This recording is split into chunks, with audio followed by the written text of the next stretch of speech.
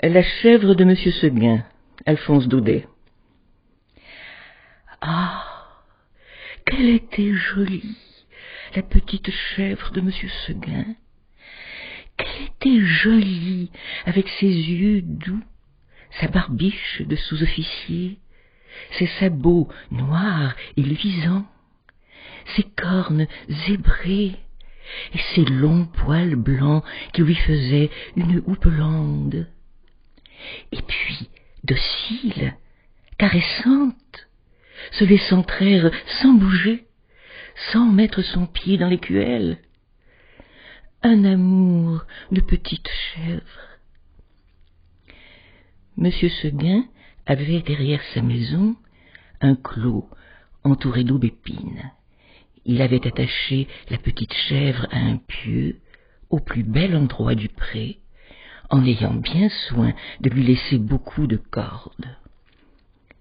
Mais un jour, elle se dit en regardant la montagne, « Comme on doit être bien là-haut, quel plaisir de gambader dans la bruyère sans cette maudite longe qui vous écorche le cou. »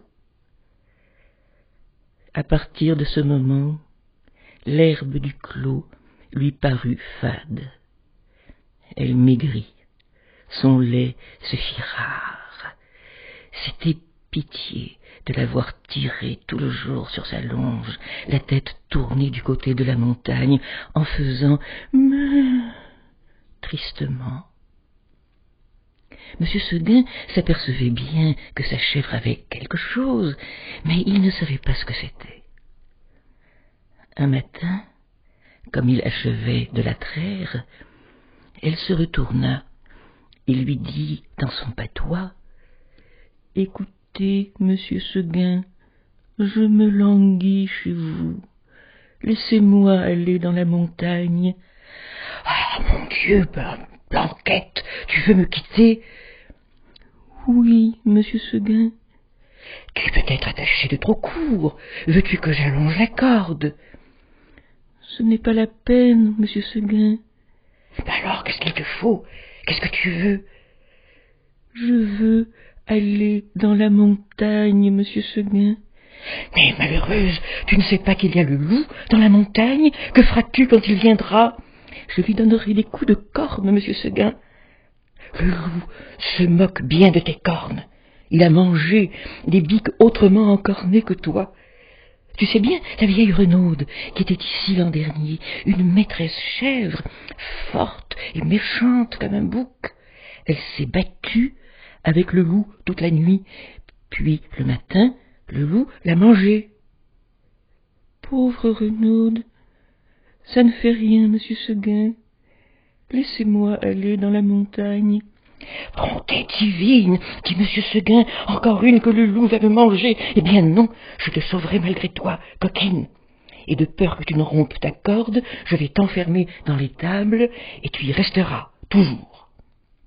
Là-dessus, monsieur Seguin emporta la chèvre dans une étable toute noire, dont il ferma la porte à double tour. Malheureusement, il avait oublié la fenêtre, et à peine eut-il le dos tourné que la petite s'en alla.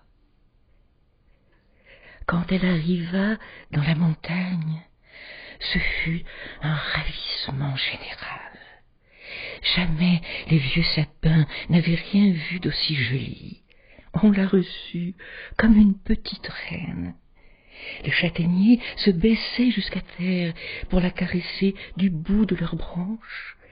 Les genêts d'or s'ouvraient sur son passage et sentaient bon tant qu'ils pouvaient. Toute la montagne lui fit fête.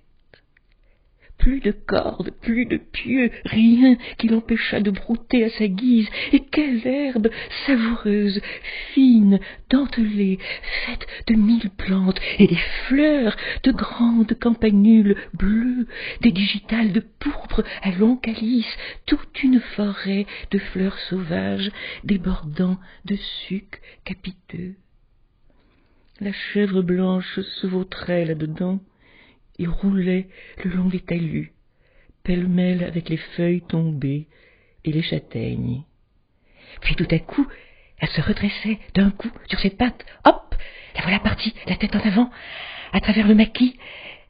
Elle s'avança au bord d'un plateau, une fleur de cytise aux dents, et aperçut en bas, tout en bas, dans la plaine, la maison de M. Seguin, avec le clos derrière. Cela la fit rire aux larmes. Que c'est petit! Comment ai-je pu tenir là-dedans? Se dit-elle. Tout à coup, le vent fraîchit. La montagne devint violette. C'était le soir. En bas, le clos de M. Seguin disparaissait dans le brouillard, et de la maisonnette on ne voyait plus que le toit avec un peu de fumée. Un gerfaut la frôla de ses ailes en passant, elle tressaillit. Puis, ce fut un hurlement dans la montagne. Elle pensa au loup. Au même moment, une trompe sonna bien loin dans la vallée. C'était ce bon monsieur Seguin. « Ouh, ouh » faisait le loup. « Reviens, reviens » criait la trompe. Blanquette eut envie de rentrer. Mais, en se rappelant le pieu, la corde, la haie du clos, elle pensa qu'elle ne pourrait plus se faire à cette vie, et qu'il valait mieux rester. La chèvre entendit derrière elle un bruit de feuilles. Elle se retourna et vit dans l'ombre deux oreilles courtes, toutes droites, avec deux yeux qui reluisaient. C'était le loup, énorme, immobile. Il était là, regardant la petite chèvre blanche et la dégustant par avance. Comme il savait qu'il la mangerait, le loup ne se pressait pas. Blanquette se sentit perdue. Un moment, en se rappelant l'histoire de la vieille renaude qui s'était battue toute la nuit pour être mangée le matin, elle se dit qu'il vaudrait peut-être mieux se laisser manger tout de suite. Puis, s'étant révisée, elle tomba en garde, la tête basse et la corne en avant, comme une brave petite chèvre de M. Seguin qu'elle était, seulement pour voir si elle pourrait tenir aussi longtemps que la renaude. Le monstre s'avança, et les petites cornes entrèrent en danse. Ah, la brave chevrette! Plus de 10 fois, elle força le loup à reculer pour reprendre haleine. Alors la gourmande cueillait en hâte encore un brin de sa chère herbe, puis elle retournait au combat, la bouche pleine. Cela dura toute la nuit. De temps en temps, la chèvre de M. Seguin regardait les étoiles danser dans le ciel clair, et elle se disait « Oh, pourvu que je tienne jusqu'à l'aube !»